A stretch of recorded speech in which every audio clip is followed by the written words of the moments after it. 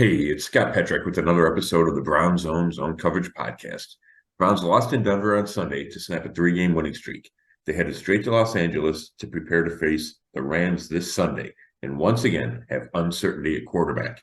Here to discuss, as always, is Dave Chudowsky of Go WKYC Morning News. How's it going, Chud?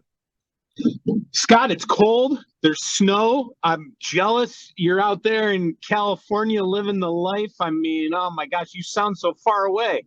Yeah, I am out here in LA. It's early, Chud. I get up early to do this podcast. Actually, I just woke up because I'm still on Cleveland time, but it's nice out there. I've never been to LA before. So I've been here, I don't know, 20 hours, and it's nice.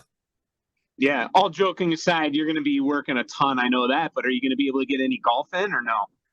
No, I'm not. And actually, I stayed in Denver a couple extra days because my uncle was out there, and I was hoping to play golf. We were going to play golf on Tuesday. That was the plan, but it snowed over the weekend, and it never melted. Like enough. Oh, It was 50 degrees, so like we could have played golf. And like the weather's fine to play golf, but there's too much snow on the ground. So it yeah. doesn't I do not think I'm gonna play any golf. Yeah, well, you missed Cleveland's first snowstorm, so we got it good the other morning, especially the east side. So not a lot of golfing going on here either. As they say in Office Space, I'm not sure I missed it, Chud. Yeah, right. That's true.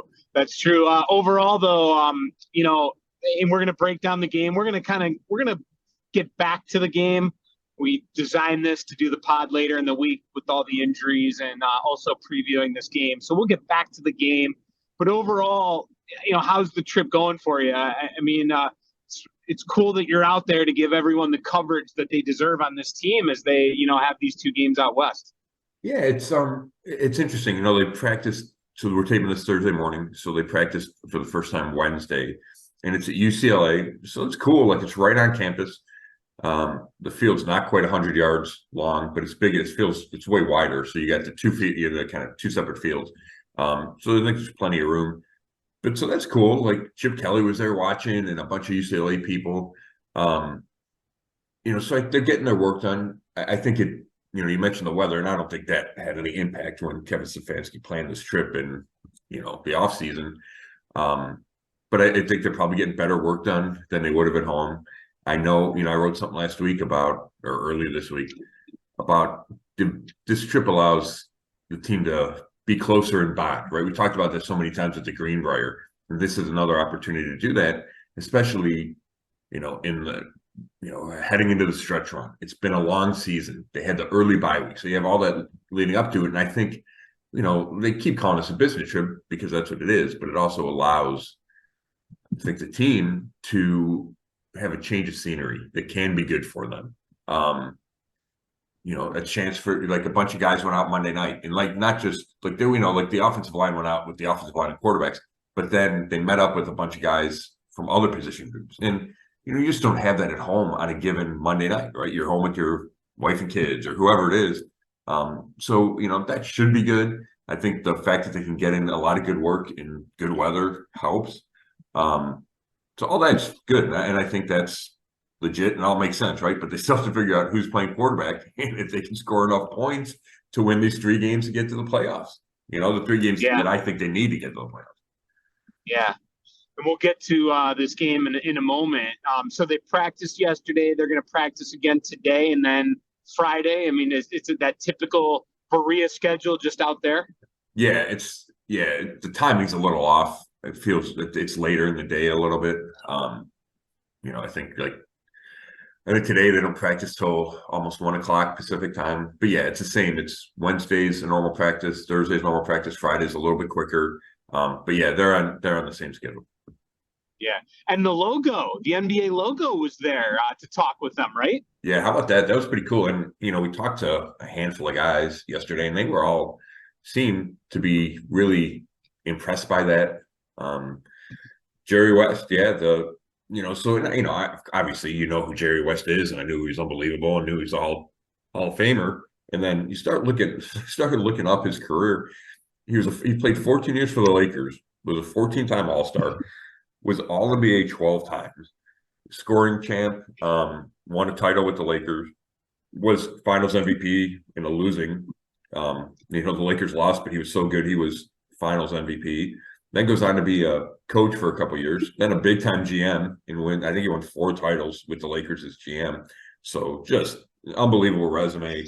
And, I think the guy is really, I think it really meant something to hear him talk to the guys.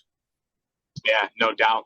All right, so everything we've talked about so far has kind of been the opening act. You go to a concert, you have the opening act. So we've gotten through that. Now it's time to get to the all right, Bono's on the stage now. U2's on the stage. So here we go. Let's talk about the game coming up. And, whenever I would put a sports cast together when I was in the sports department, and you had a difficult time deciding what to lead with, and they do this in the news as well. Sometimes you call it an umbrella lead, which means you kind of mention both things, but you got to start with one. I feel like that's where we're at right now with Myles Garrett and the quarterback situation. But I've mentioned both of them, so we know they're both important. But I think we start at the quarterback, and I think you have to bring up the fact that yesterday, Joe Flacco, Stefanski mentioned that he is now the number 2 quarterback if DTR can't go. Yeah, Chad, I never heard that term, the umbrella lead. That's interesting. And yeah, I think given the situation, it's quarterback. We need to talk about quarterback first. And so Flacco jumped PJ Walker on the depth chart, which makes sense, right? He's been here a week plus. I think the Browns have seen enough of PJ Walker. I think they thought that after the Seattle game. Nothing he did at the end of that Denver game on Sunday, even though there were tough circumstances for him, certainly. But he didn't do anything to change the minds. So it was natural progression. Joe Flacco moves up to the number 2 spot. What's interesting is with Dorian Thompson-Robinson still in the concussion protocol, at least he was on Wednesday. We don't have an update yet Thursday. That means Joe Flacco is in line to be the starter. So the question becomes, if DTR clears protocol at some point this week, who do they start? And, I don't know if he meant it or he was just saying that because gamesmanship or because he didn't want to put it out there. But Kevin Stefanski said that that Joe Flacco is the number 2, and that implies that if DTR is healthy, he starts. Now that can change at some point this week, right? If DTR doesn't practice for 2 days, does he come back Friday? Like, let's say he can practice Friday. Is that enough time to start Sunday? And Stefanski wouldn't go there. He said, we're going to let the week play out, let the concussion protocol play out. But I think that's a really interesting question. Some people would want to see Joe Flacco, period, and think he gives them a better chance, right? We've seen Thompson-Robinson start 3 games now, and he's gotten better each start. And I thought he gave him a chance against Denver before he got hurt, but it wasn't great. I think there's limitations. So I think that's a tough decision for Stefanski and this team is, who do you start? If both guys are healthy, both guys are cleared, who do you start? And if you start Flacco, then can you ever go back to DTR, right? Like, if you go to DTR and then he struggles, then you can go to Flacco, right? I think that's an easier switch. So it's a tricky situation, and they've been dealing with this now, the quarterback uncertainty since the end of September, right? And it doesn't feel like it's cleared up. And I just actually a column and analysis posted earlier this morning that I wrote, and I don't know if it's ever going to clear up, right? We don't know how good Joe Flacco is. We know who Joe Flacco was, but he hasn't played more than a year or almost a year, right? The last time he played was at the end of last season. He hasn't thrown a touchdown pass since he beat the Browns in week 2 last year. He wasn't on a roster for training camp for the first, 11 weeks, right? So, I think there's this image of Joe Flacco, and I get it. And I would probably lean toward Joe Flacco. But there's no guarantee there, right? Does he stay healthy? He's 38 years old, like all those things. So Kevin Stefanski, again, is in a really tough spot. So, I think I would go with Flacco, especially because DTR missed practice yesterday. And I think you want to go, I think you want one plan. And the plan Wednesday was Joe Flacco is the number 1. I don't think you change that, right? And then if he plays Sunday and you get an idea of how good he is or how bad he is, right? So that's what I would do. I would just move ahead with Joe Flacco. You don't have to call it long-term, but you say he's our guy for Sunday. DTR open the weekend protocol. I don't know if that's what Stefanski's going to do. What do you think? Well, I might take the opposite side and say, Okay. yeah, I do want to see Flacco, and I'm curious. But you made a great point, Scott. You said it yourself that it's easier to go to Flacco after DTR than to go Flacco and then back to DTR. And I think that now, if this concussion thing goes all the way till Saturday, and it's iffy, but if he can get out there and practice, when's the earliest you think he can get out and practice before I Well, finish my answer? yeah, I mean, I don't, like I said, we're taping this before practice on Thursday. I don't think it's impossible today because, and I say that because most times, a lot of times when guys are in the concussion protocol, they're not on the field, right? You just don't see him. Like Marquise Goodwin, the receiver, for 3 weeks, he wasn't on the field. Well, DTR was on the field yesterday. And when I say on the field, he was at the edges of the field, right? Like you could see him in the kind of working out or in the weight room, like hanging out, and there were a bunch of UCLA people. And then he kind of wandered out to the edge of the field and threw a couple really short passes to Goodwin. And that means, like he's not having light sensitivity, right? Because he's out and he's moving around. So I think that means there's a chance that the next step of the protocol is you can practice, right? You're not out of the protocol, but you can practice. So, I would say for sure did he practice today, but I wouldn't rule it out given the fact that I saw him with my own eyes yesterday. Yeah, so I'm a little nervous about how he's going to, come off of the concussion, sure. But if he's cleared and they feel that he can play, I mean, they said he was their starter when Watson was out. And if he's your guy, most times in the NFL, when your starter comes back, you go with him. So I think that you ride out your guy. And I'm not going to fault DTR for the Denver game because, like I said last week on the podcast, that was his first game starting on the road. So I wasn't surprised that it didn't look great, but yet he still had them in the game. So I wouldn't fault him for that. Now, do I think in the end Flacco's the better answer? He might be, but I don't know. I go with the guy that you said is your starter unless the injury completely takes him out, and you go from there. And then you still have Flacco as an option if DTR just continues. I don't want to say continues, but if there isn't the upside there, if you feel like you need that guy to come off, that veteran presence like Flacco. I mean, when they said they were going to go get another quarterback, they said they just needed another guy for the room. They never said they were bringing in a guy to be the guy. No, those are all really good points, Chud. And, part of me does say, they went on this 2-game West Coast trip and why not just have those be DTRs? And then if you lose and you're 7-5, you come back home, maybe you make the change then, right? If you feel it's necessary. So, I get that point. I think you're 100% right about they just said they're bringing in Flacco to be the third guy. I mean, you can make the argument that if they thought Flacco was better than DTR, they would have brought him in 6 months ago, right? Like, he's been out there the whole time. And your original point about they said he's a starter, so if he's healthy, play. I think there is an argument to be made there that that's how Kevin Stefanski feels. And as far as I know, he's the guy making that final decision. So that's not, you could be 100% right, Judd. And maybe it's too quick for me. Maybe and I'm not saying DTR is bad. I just, having seen what I've seen of Flacco in the past, I kind of think he gives them a better chance to win, right? Like, that's how I feel right now, having watched DTR for 3 games, less than 3 games. Yeah.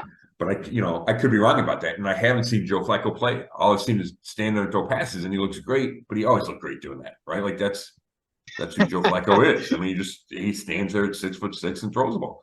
So it's interesting. And I think something else to your point is the offense would have to change some, right?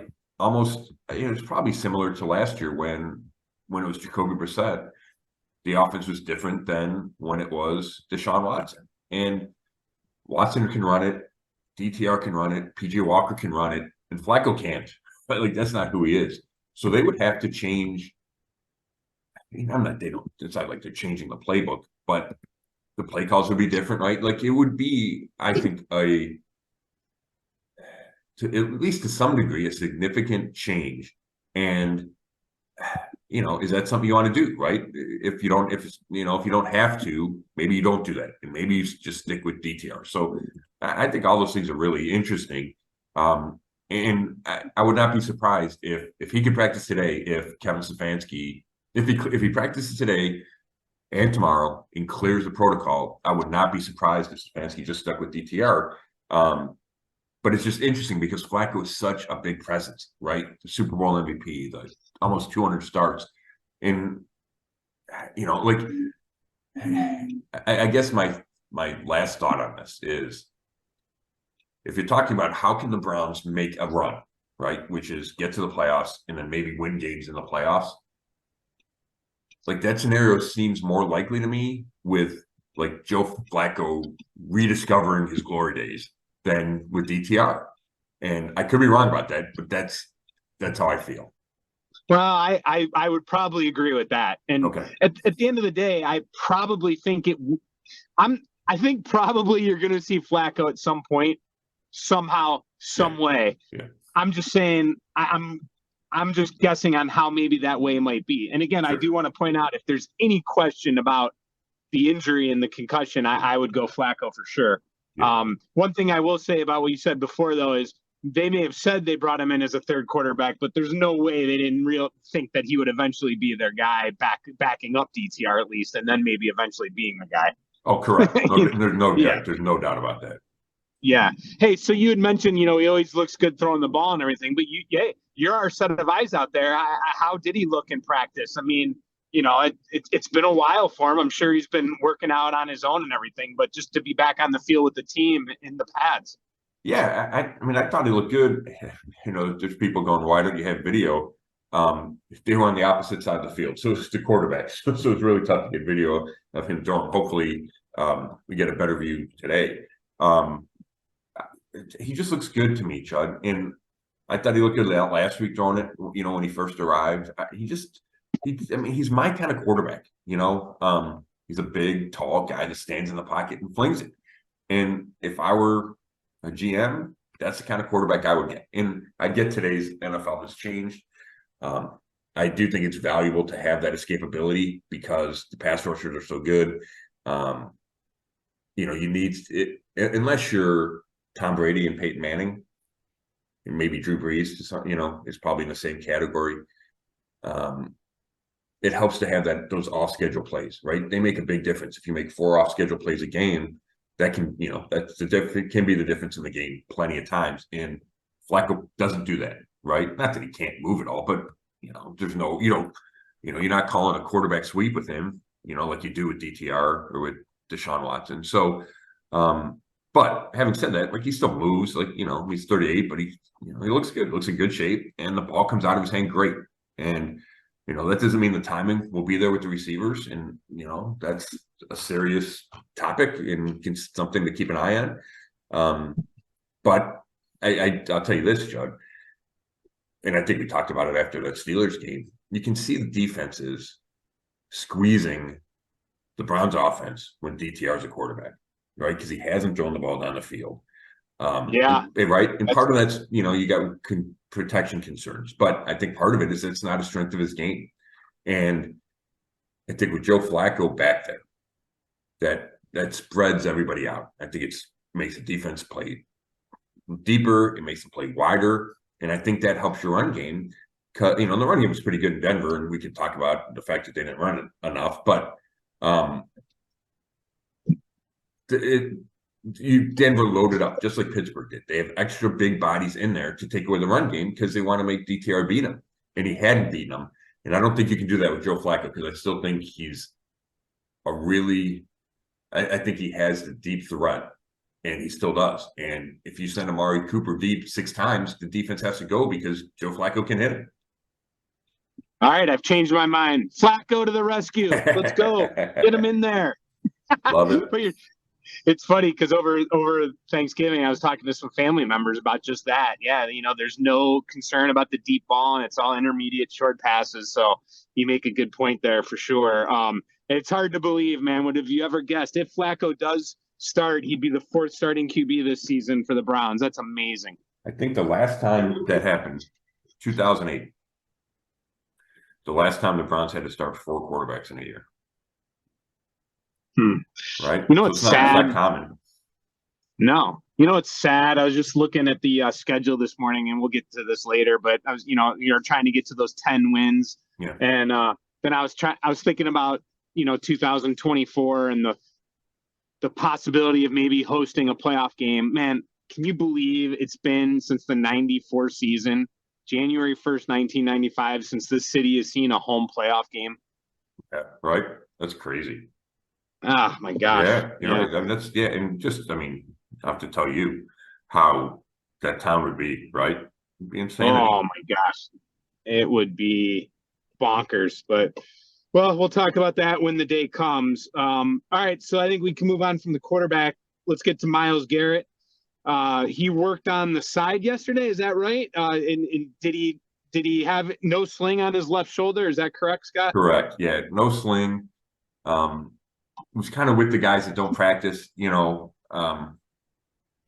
know if everybody knows how that works. I say it like it's common knowledge. If guys aren't practicing, they either stay inside in rehab or they're on the sideline and riding up bikes or doing, that ski pull down machine, right? They're working with trainers on the sideline. And then they watch practice. Usually they get done with individual drills and then they go watch the team drills, right? And they can see what's going on. That means they're closer to returning, generally speaking. So Garrett was with the rest of the guys that didn't practice. Denzel Ward, Kareem Hunt were some of the guys. And the fact is, Myles Garrett doesn't practice on Wednesdays. Like, it's a rest day. Now, he has a shoulder injury he's dealing with, so it's not just a rest day. But, I have no doubt that he's going to play. Chud, number one, guy played, the guy's committed to playing through anything, and he said that for the last couple of years now. We saw it coming off that car wreck last year, right? He missed the one game. I think he wanted to play, but, the decision was don't play. It was less than a week after the wreck. And then, but he played the rest of the season, despite shoulder and biceps injuries. So as long as he didn't have the MRI and then, the doctors say, hey, it's broken or you're dealing with XYZ where we really need to shut you down. I was convinced that he would try to play. And then when Stefanski said that, he said there wasn't any structural damage, whether or not he's just saying that, whatever, it meant that they expect Myles Garrett to play. And not practicing yesterday doesn't change that at all. Now the question becomes, how effective can he be? Now, Yeah. Right? And when you open that thing with the umbrella lead, you're right. We should have started talking about quarterbacks. But after that game, Sunday in Denver, I thought Garrett was the most important story because he's their best player. And if they were without him, to me, that's more important than which one of these guys is playing quarterback. Now it's different if it's Deshaun Watson, but when it's your backups, I think Garrett is probably more important. So having him out there is going to be huge. And then the next question is, can he play like Myles Garrett and can he affect the game? Because we've seen how good he has been this year. I mean, we've seen it throughout his career, but especially this year. And we've seen how good he is, how he affects games, how defenses have to give him so much attention. Does any of that change given the shoulder? And, we're not going to know that until Sunday. Well, the thing is, too, is after the game and you see that happening, Browns fans, I mean, you're just sitting there and you're like, what more do we have to take? I mean, Chubb and Watson and all these injuries. And then now your best player, and you can argue whether Chubb or Watson or Garrett, whatever. I mean, those are always the three that are at the top of the list, right? But, I mean, you're just like, what more are we going to have to take here? I mean, are we really going to have to now battle without Garrett? So Sure. Definitely that was a huge concern. So major relief. Because here's the thing. You're right, how effective he will be, but just having him out there is a huge deal. Oh, you're 100% right. I mean, because they're not, unless teams see on film that he doesn't have it, right? That he's not the same guy, that he can't. I mean, the speed's not going to be affected, right? The quickness isn't going to be affected. It's, can he rip off with that shoulder, right? Can he detach from the offensive lineman? Until they see that he can't do that as effectively as he always does, then they're going to double team him and triple team him, right? That's the way it is. That's how Denver operated. And he didn't, when we talked to him after the game, he didn't remember exactly which play. He said he felt the pop. But there's a play early in the game, and you go back and watch it. And I watched it live, and then I saw him go straight to the sideline. And I thought maybe he's just tired, right? Because he'd been out there for a bunch of plays. But he comes off the edge, goes through a tight end, disengages, goes to the left tackle, disengages. Wilson scrambles and chases him for like 25 yards, right? Like, I mean, that's who he is, and he's fighting two blocks, and he's trying to get away from these blocks, and he's using that shoulder. So we'll have to see, how effectively, if he can still do that, if the shoulder limits him. And then if it does he go to the other side of the line of scrimmage? Because maybe if he's going over the right tackle, then he's disengaging with the right shoulder as opposed to the left shoulder. So that would be something that I would keep an eye on. And if he stays on the right end against the left tackle, I think that's probably a sign that the shoulder's pretty good. If he moves around, then I think he's trying to figure out a way that doesn't slow him down. Yeah. Any more on Garrett before we move on? No. Yeah. Okay. Amari Cooper, Denzel Ward, those are two other big names and key injuries that we got to, look at. How are we looking with those two guys? Yeah, I think Cooper's going to be fine. I consider him in the same boat, same category as Garrett. That if he can play, he's going to play, and he proved that last year when he played those last, I think it was 5 games with the core muscle injury that required off-season surgery. And I've talked to Amari plenty of times about this, and he just feels like he needs to be out there. And I don't, it's to help the team, right? He's the best guy; he should be out there. But I thought it was interesting. We weren't even talking about injuries, I don't think. And it was a training camp, we're just having a nice long conversation. And he said something about like that Washington game. If you remember that Washington game last year, he was still hurt, and he winds up catching 3 touchdown passes or 2 touchdown passes. And he said that's why you play. That's why you play, because you never know when that's going to happen, right? You never know if it just happens. And he goes, I was hurt because I wasn't running full speed, but it just worked where I caught 2 touchdowns. And he's like, that doesn't happen if you're not playing, right? And I don't take that as a selfish thing. I just think that's a reality. Like, if you're out there, good things can still happen, even if you're not 100%. And I think he fully believes that. And unless there's no way he could play, he's going to play, and the x-rays are negative on those ribs. There's a nasty hit to the ribs. Like, he was in pain, right? He went down in a hurry and left the game. But the x-rays are negative. He usually doesn't practice on Wednesdays either, so I expect to see him out there, later today practicing. So I'm sure they'll pad him up, and I'm sure it won't be comfortable, but I don't have any doubt that he's going to play. Oh, and then Denzel Ward. Yeah, Denzel Ward. Yeah, he's still interesting. They missed him last week, right in Denver. You saw Cortland Sutton running away from Greg Newsome a couple of times. They miss him. He's played at such a high level. He was out there. He didn't practice yesterday, but again, one of those guys working on the side. I think today's a big day for him. If he gets out there Thursday and Friday, then I think he would play. If he doesn't, maybe they hope, that he can be a game time decision. But he's still up in the air. It's not a long-term thing. Like, there's no IR, but does he have to miss a second game? That's still a question mark. And now Watson was there not practicing, watching practice. Is that right? Yeah, he had the big sling on the right arm. Had surgery out here in LA last week. So that worked out well. I mean, obviously it's just coincidence, but yeah, that he had surgery out here. The team comes out here because he started his rehab out here. So he was able to be around the team. Everybody thinks that's good. I saw, he's talking to Jimmy Haslam. He's watching practice. So yeah, I didn't get to talk to him, but certainly saw him with that big sling on. Yeah, so he's around. It's just another sign of all the issues they've had at quarterback, right? Is watching your $230 million guy stand there in a sling in LA. Yeah. Oh my gosh. Speaking, oh my gosh, let's get to the game now. We're not going to spend as much time on it as we normally do. I think you kind of just got. I said on the air on Monday morning, you just got to throw this one away. I mean, you learn things from it, but it's one of those games. I'm not going to let it affect me mentally, and I hope that I don't think this is going to be a game that turns any corner for them, or that, it's a loss. It's a tough one. It was ugly. It's what I was afraid of. It was even worse, though, than I thought they'd lose by 2.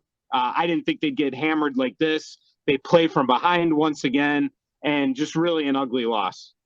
Yeah, and to me, the takeaways, the major takeaways, right? I mean, you have the DTR concussion, you have the Myles Garrett injury, but besides that, it was just too.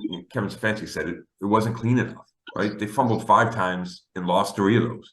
It's really tough to win in this league when you do that. And the fact that the Browns are 7-4 and they've given it away either the most in the league or right up there it's really crazy. It's almost like a miracle that they're able to win games with as many giveaways as they've had. And we saw that again. You can't, it's hard to beat any team when you do that. You have 3 lost fumbles.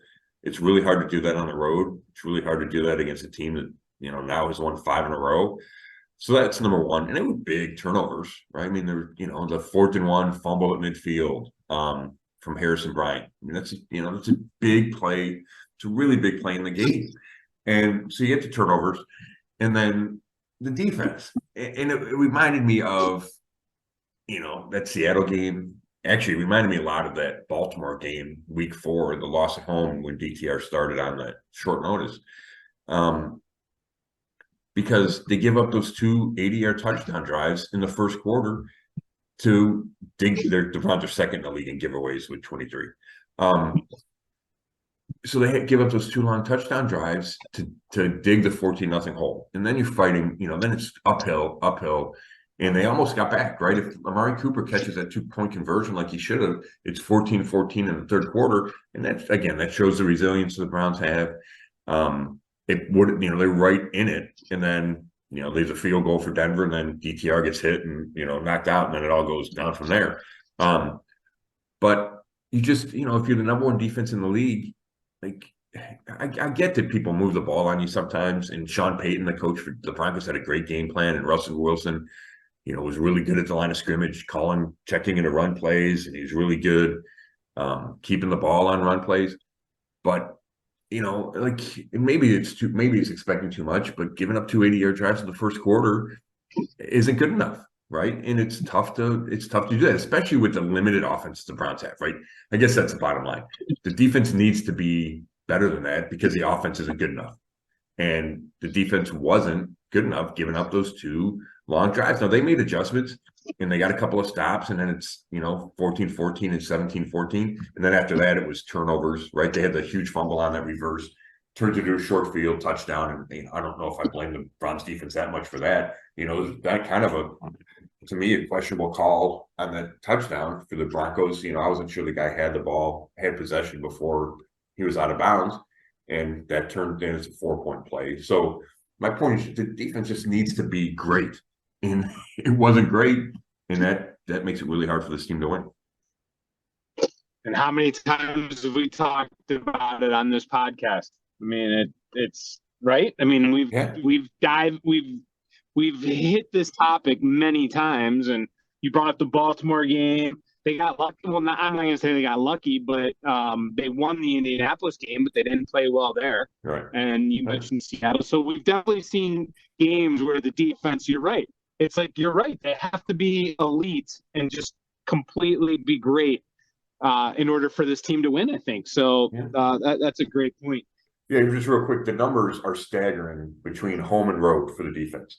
And for a while, I thought the sample size wasn't big enough. But now there's something there. It's not even close. The number of points and yards they're giving up at home versus on the road, which shouldn't matter because it's like crowd noise isn't a factor when the defense is on the field. But it's weird because their worst games by far have come, except that second quarter against Baltimore at home, they've come on the road. You mentioned Indianapolis, Seattle. They gave up 30 points in Baltimore, right? And then against Denver. So I don't know if there's a rhyme or reason to that, but I think it's gotten to a point where it's at least worth noting. Yeah, it's almost like when you break down this team, obviously the quarterback play can keep them from winning a game. The defense can propel them to victory. And then really, they're kind of a different team on the road than they are at home. Yeah, It's weird. It's weird, you know. So you bring up the defense. We've talked about all the other things in this game, but the one thing that I have to hit, because you know who got clobbered the next morning. Yeah, I do. Kevin Stefanski, right? When they lose, then he takes a beating, and it's especially because fans didn't feel like they ran the ball enough, especially early on against a team they felt they should have run on, and his choice for play calling. Yeah. All right. That's exactly right, Chud. And okay, so there's two big points at the hit. Is they came out and threw it a bunch. Yeah, I think at halftime it was 20 throws versus 14 runs. And some of that was 2-minute drive at the end of the half. So, it's a little slanted, but it was at the best or worst. Depends how you look at it. Let's call it 50-50. And, the Broncos had the league's worst run defense. Minnesota kind of gashed them the week before on the ground. So it felt like a game where you could come out and try to run it a bunch. Having said that, and I'm going to play, defend Kevin Stefanski, or at least play devil's advocate. You got a rookie quarterback you're trying to get into a rhythm, right? So you get it from throws early. The philosophy has always been throw first and then turn it over to the run. And then the main reason I believe that they threw it as much as they did early was the Browns go 3 receivers, right? And that's supposed to spread out the defense and create space. And then you can run against a lighter personnel, right? It's usually a cornerback, a third corner, as opposed to a third linebacker. Well, Joe Bitonio said after the Pittsburgh game and after the Denver game, the defenses don't do that they stay big personnel. And so they make it hard to run against. And if you have that extra linebacker and he's matched up against a receiver, it makes sense to try to throw over the ball against that defense in that coverage. And I think that's why Stefanski did that and why they kept doing that. Now, were there plays where maybe DTR should have gone to a run? And I don't know if he has that ability. I think he does. He could check it to a run if it's a light box. And I think there were opportunities to do that, and they didn't. And I don't know if that's a Stefanski thing or a DTR thing. But I think there are reasons. I know the reasons for why Stefanski threw it as much as he did. Now you can also argue, hey, this is a great running team and run it anyway, right? Even if the situation isn't perfect, you're better off running it. You got a rookie quarterback. And I understand that argument, and I can't really even fight you. What I would fight you on is it should have been 14-14 in the third quarter, right? So the play calling was good enough to get you there. And, they set up for 2 field goals in the first half inside the red zone. And one of those, DTR fumbles when he's supposed to pitch to Kareem Hunt, right? And that kind of sabotages the drive and the chance for a touchdown. So it's not like they didn't move the ball, right? They moved the ball. And then Deldo wanted a play call to start the fourth quarter. The reverse that went haywire. And here's my thoughts, right? Obviously, it's a disaster. Elijah Moore pitches to Pierre Strong Jr., doesn't catch it, blah, blah, blah, blah. Broncos recover to 20, score a touchdown, right? Game changes dramatically there, right? I think they're down 17-12. I keep saying 17-14, but Amari Cooper dropped a 2-point conversion. So they're down 17-12. They're right in it. They're near midfield. Disaster. And then they're not going to recover, right? P.J. Walker, quarterback, the pressure's getting there. They're not going to recover. So it's a huge play in the game. Having said that, people, why are you trying to get all fancy? Well, one of the reasons you try to get all fancy is because you have P.J. Walker quarterback and you don't trust him to go win the game by himself. So how do you supplement that? You get a little creative. Maybe you get a huge explosive play on the reverse and all of a sudden you're in the red zone, right? Like you're looking for explosive plays. And if you don't trust your quarterback to get them for you, you got to manufacture them. So that's one reason I don't necessarily blame Stefanski for the call. I mean, obviously he backfires. And he's a play caller, so I understand that.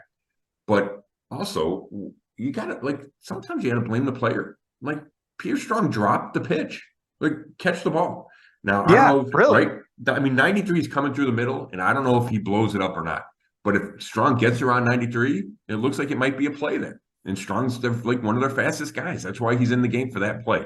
So I get that it turned out terribly, but I think the reasoning behind it makes sense. And at some point, you do have to blame some players for screwing stuff up.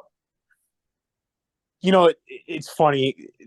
How many times do we talk about this with Stefanski, right? When they lose, he's just the easy target to blame. But really, I mean, how quickly people forget after their wins, there's no blame heading his way at all for the most part. So, that goes. And what did we talk? What did we say a couple weeks ago? Isn't it amazing how a few weeks ago, remember I told you I heard a radio show playing the schedule game and they just couldn't figure out how they'd lose another game, Right. And then now, after they lose to Denver and they look the way they did, everyone's wondering, oh my gosh, can they win enough games to get in the playoffs? But I just think you need to look at the body of work of this entire season. And I still feel really confident, Scott, that they're going to get to those 10 or 11 wins and they're going to make the playoffs. I do. Wow, that's a strong statement, Chud. This is why you're a professional. That was a heck of a segue because that's where we have to go next, right? We have to talk about, can they get to the playoffs? And I mentioned that analysis and it posted within the last couple of hours. And I started it, and I thought about you when I was writing it on the plane from Denver to LA. I started with saying how futile it is to play the schedule game, right? Because, and I think my point is this season just proves that. Because, right, you thought Deshaun Watson would play, so you're picking games when you thought he would play. You didn't know they'd be on quarterback number 4, right, if Joe Flacco starts, right? Like, you just don't know any of that. Not only do you not know it in May, we didn't know it 3 weeks ago, right? So all those predictions you're making in May, as fun as it is, right? It's foolish, right? And we know. I mean, we say that when we do the schedule game anyway, but because this league changes so fast, and one key injury doesn't have to, but it can change the season, let alone 5 key injuries, right? So, and I say that because in order to talk about the playoffs, you got to play a little bit of the schedule game, right? Like, are there 3 winnable games left? And that's to get to 10. I think 10 gets them in the playoffs. And I would say, yes, there are 3 winnable games. And, like the Rams game's winnable. I think the Browns are 4.5-point dogs. At least that's what it was the last time I looked. So that's not like they're, that's winnable. If they play well, can they win? Yes. The defense plays great. Can they win? Yes. Jacksonville at home. Jacksonville's good. I think the Browns will be underdogs. But could they beat Jacksonville? Yeah, of course you could beat Jacksonville. Chicago at home. I think the Browns will be favored. So if they're favored, that looks like could be a win. They get at Houston. Houston's playing well. So I don't think the Browns will be favored there. And now this is assuming that DTR or Flacco doesn't start lighting it up, right? And things change. But then you come home for the Jets, who I don't think Aaron Rodgers is going to be playing because the Jets will be out of the playoffs. So could you beat the Jets with whoever's playing quarterback not named Aaron Rodgers? Yes. And then you go to Cincinnati for the finale and Joe Burrow's not playing, right? So, there's 6 more chances and you got to go 3-3. And there's 3 games that feel like the Browns will be favored or a pick'em. And, you probably have to win all 3 of those, or you have to win all 3 of those unless you pull a surprise versus LA, versus the Jaguars, or versus Houston. So that's how I see it. Now, I say they're going to be favored. That doesn't mean they're going to be favored by a bunch, and it still means you have to play well. That's the bottom line. They're not good enough offensively to overcome poor play. And Denver was a prime example of that, right? They had a chance to win that game. They just weren't good enough, and they made too many mistakes, and you have to just play better. And it's harder to do, right? The margin of error is way smaller than it was when Deshaun Watson was playing well. It wasn't a lot, but the couple of games, 3 games he played well, that margin for error got bigger. It's small now, but I do agree with you. I think the chance is there. And if I were going to bet, I would bet the Browns get to 10 and get in the playoffs. But I have way more doubts, even after Denver, because of the more uncertainty at quarterback and how in the Myles Garrett injury and how the defense didn't play as well as it needed to. Yeah, but I go back to that, though. I mean, you've seen the defense do this before. I mean, it shouldn't completely shock you. And in that environment, and you even said it was 14-14, and they had a chance until it just imploded. So my thing is that both of us said they'd win 10 games. I'm sticking to that. And a couple weeks ago, I amended that to say they could possibly win 11. I'm sticking with the 10 with the possible 11. And you just named off all the reasons, and the teams are playing. Now, if their schedule was different, listen, if they still They don't have to play the Ravens again. They don't have to play the Steelers again. They've got and they only have one more game in the division, and it's against a team that doesn't have Joe Burrow. So the fact that you're staying out of your division, you have teams on the schedule that are dealing with injuries. Now, believe me, that Jacksonville game, that Houston game, those two worry me. There's no doubt about it. But other than those two, I think you can make an argument that listen, they could win any of these games left on their schedule, but they could certainly lose them all as well. I think you just kind of said that. So I mean, it's going to be interesting to see how it plays out. I guess I don't think there's a crystal ball to know exactly how it will work out, but I just feel that the defense, it just depends which unit shows up week to week, and I feel confident that the better defense will show up enough to get them through this hurdle. And here's the bottom line, just like you said, trying to play the scheduled game in May, we have no idea how they will look with Joe Flacco if he does ever get to start for them. Exactly. Yeah, that's where my, I guess most of my uncertainty would come from. But you make a good point, Chud, and I do think there's maybe a little bit of that prisoner of the moment with regarding that loss in Denver, right? Like, I'm in the locker room, I see Myles Garrett in a sling, like it felt bad, right? When you walk out of that locker room, it's like, man, what's gonna happen moving forward? Now things come down, Myles Garrett plays, maybe DTR comes back and there's no upheaval, right? But it just felt, and again, that could be too much prisoner of the moment, and you have the right big picture view. You know what I mean? Yeah. Hey, I wanted to go back, doing a favor for my brother-in-law, who I know listens, and he's a fan of the podcast. And he was asking me over Thanksgiving that we kind of brought it up, and I'm putting you on the spot here if you'll even remember. But going back to the Steelers game, and he was questioning how they got to where they finally got on that last drive for the field goal. Do you remember that? How they ended up having to spike the ball? And, can you kind of run through that? Like, do you think they messed that up or almost did? Or do you, Yeah. No, that's interesting because I asked Stefanski about that specifically. And because they ran, they got in field goal position and then they run. I'm just making sure I'm thinking of the right game. Yeah. So they get in field position, right? That's the Washington, so right? I just pulled it up here. They had 1st and 10 at the 26. Kareem Hunt rushed for 2 yards. Right. Yeah, then DTR, right. Then DTR goes 4 for 4. Yeah. So they run it, right? Kareem runs it. And what I expected them to do was let the play clock run down, because they had 1 timeout left, call timeout and kick it, right? What they did was they called timeout with 25 seconds, something like that. Run again, hurry to the line and spike it. And Stefanski said the reason for that was every yard's critical in that situation. He thought the 2 or 3 yards that Hunt wind up picking up, and it could have been more, right? You never know, he gets 8 yards, is important when you're trying to kick the winning field goal. And he said there's plenty of time to do what they did. And they practice that every week. And he goes, if it was 16 seconds or fewer, he probably wouldn't have tried it. It's hard to do. With the amount of time they had, he said it was no issue pulling it off. Now, you got to be composed there, because if your guy spikes it and everybody's set, you get a 10-second runoff, you could lose the game, right? So there is risk involved. But the reason he did it, he said he thinks every yard's critical. And Dustin Hopkins, the kicker, said he appreciates that thing. All right, so there we go. Cleared it up. Appreciate Thanks for listening, brother-in-law. That's right. Yeah, that's it's good to have the listeners out there, Scott. Can't do it without them, right? That's true. It's just me and you talking then. Yeah, that's true, no question.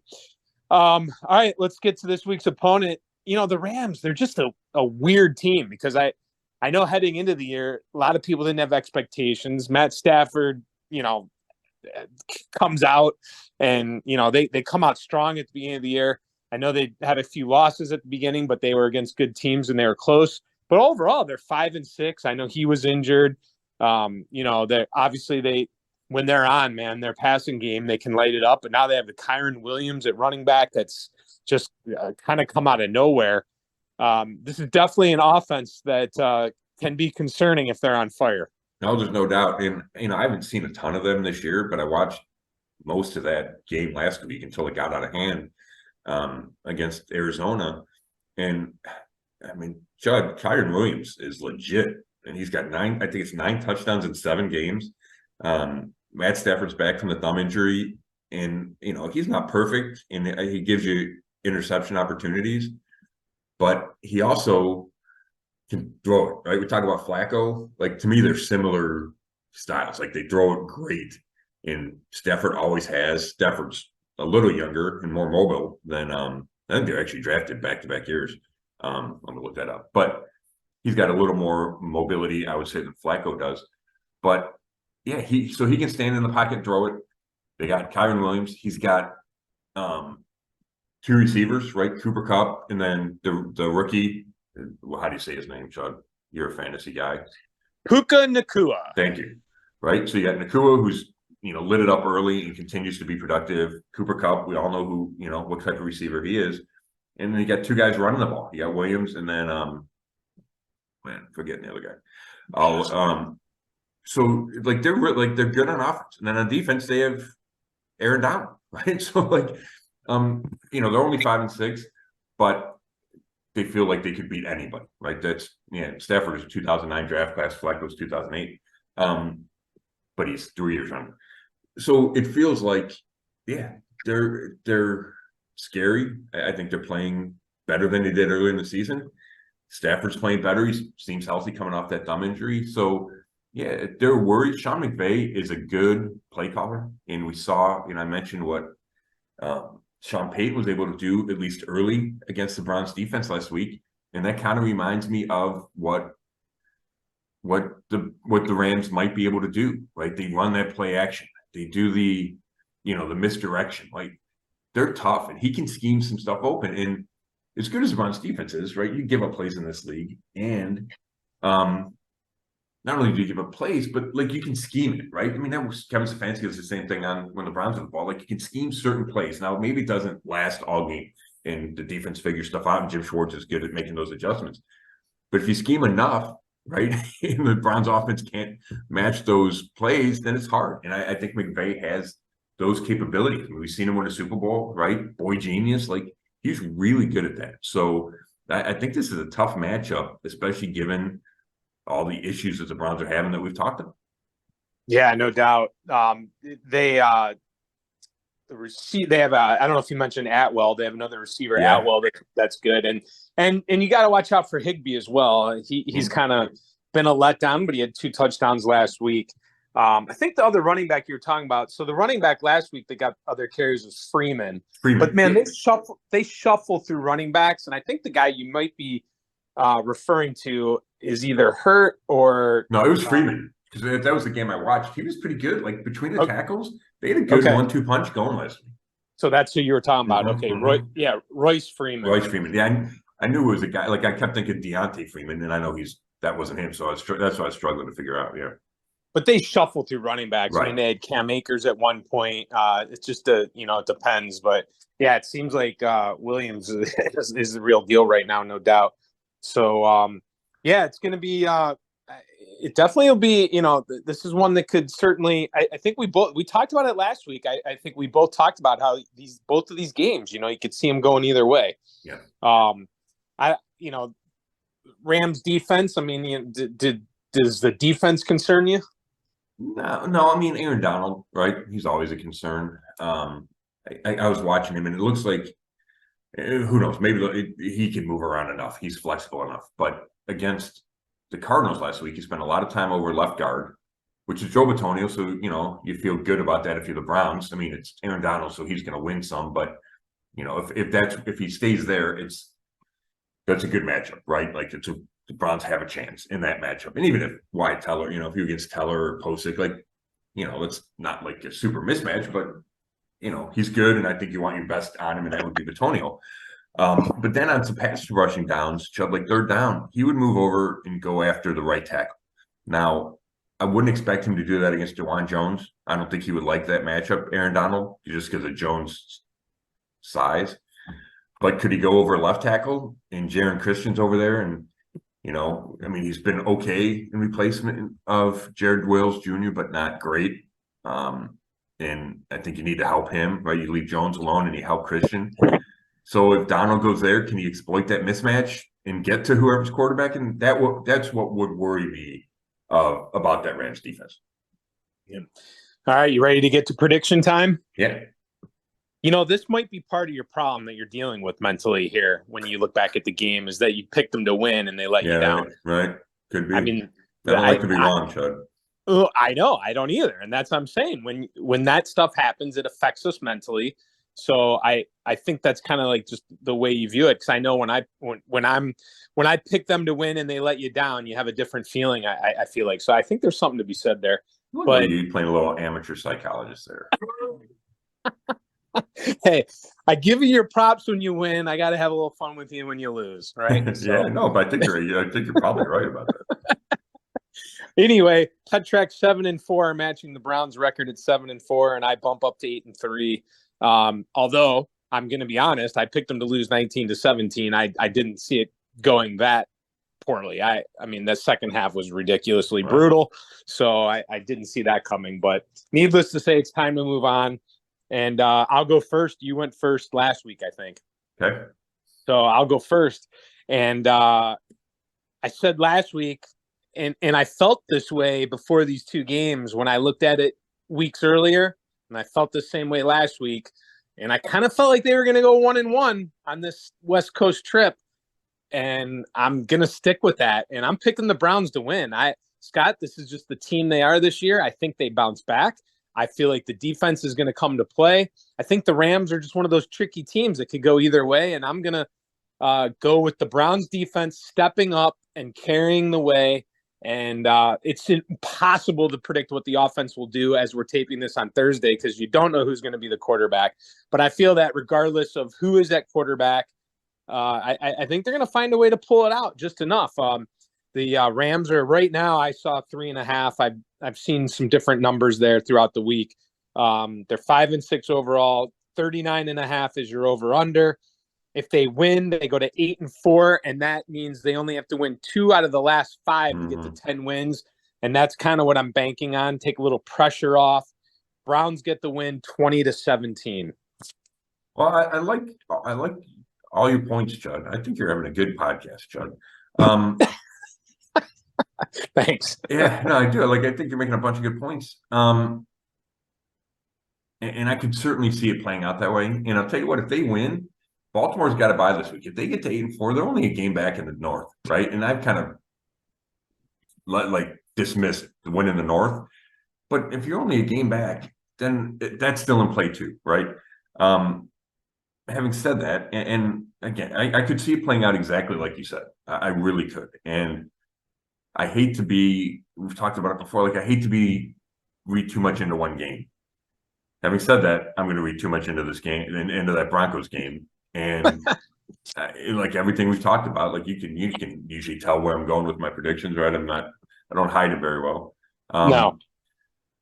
I just think there's too much that I don't know about this team. I don't love the matchup from a defensive perspective. Yes, the Browns have a good defense, and yes, they could shut down the Rams. I'm not convinced they will. I don't know if Denzel Ward's going to play, and they missed him last week against those receivers. So having said all that, and let me preface it with, even if they lose and they're 7-5, none of those things we talked about the playoffs change. It just adds adversity, right? They dealt with adversity all year. It's just another, okay, this is what they have to overcome, a 2-game losing streak. I don't think they've lost 2 games in a row this year, right? So so you have all those, another thing to build up. It comes home, and then it's Jacksonville, right? Anyway, I'm going to go. So the season isn't over if they lose, right? If they go 0-2 on this road trip, the season's not over by any stretch. But I'm going to pick the Rams 23-17. I did not know what the over-under is, but that puts me right half a point above the over-under. Yep. I'm just not feeling great about it. Yeah. Wow. Yeah. Well, you make a lot of good points. It's tough to argue. I agree 100%. If they do lose, I agree with you. Do not panic. It's not the end of the world. I I will say I'm a little nervous about the Jacksonville game. Spoiler alert. But we'll see. I mean, a lot changes before we get to that. But yeah, wow. Okay, so you're going 0-2 on the West Coast. Yeah, and I wouldn't have said that last week. I would have thought, if they lose in Denver, they go to LA, but it just feels different now. Maybe this trip changes it, right? Like maybe the week in LA they find something and something clicks and they get that intangibles, right?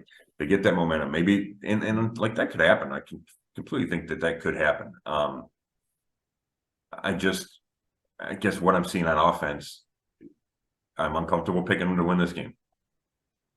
All right.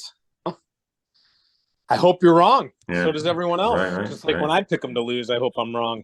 Right. So yeah, I mean, yeah, it's tough. And again, right, you don't know. They could win easily. You could be 100% right. But I haven't picked them to lose in a while, so there we go.